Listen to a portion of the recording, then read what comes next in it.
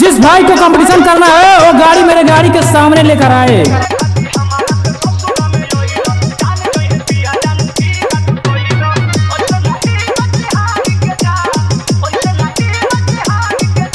DJ अमन बाबू high tech Chauri Chaura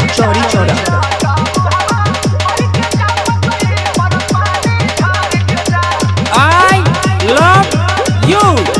गीदड़ की धमकी सुना होगा, कुत्तों का भौंकना भी। अब हरिगोविंद का गर्जना सुनो। आजा सालो।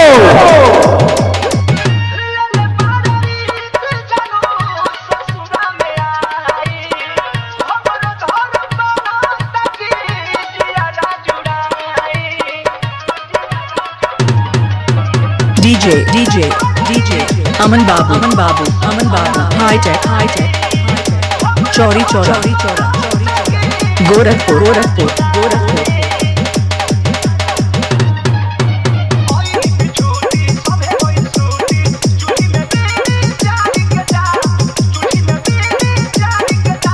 डीजे अमन बाबू high tech Chauri Chaura I love you. अरे आग लगा दो उस बस्ती को जो पहचान न पाए हमारा हस्ती को। खौफ फैला देना हरिगोविंद के नाम का।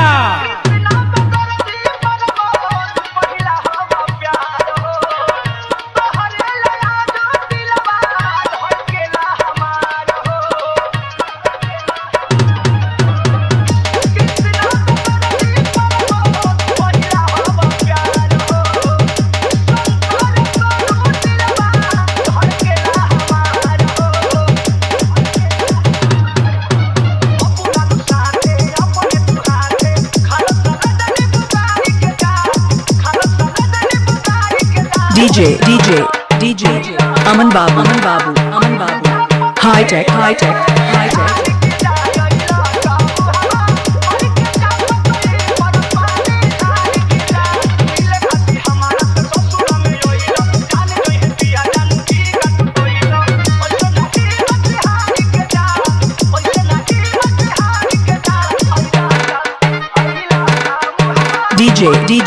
डीजे अमन बाबू high tech Chauri Chaura Gorakhpur. Mixing के लिए संपर्क करें मोबाइल नंबर 9651251334।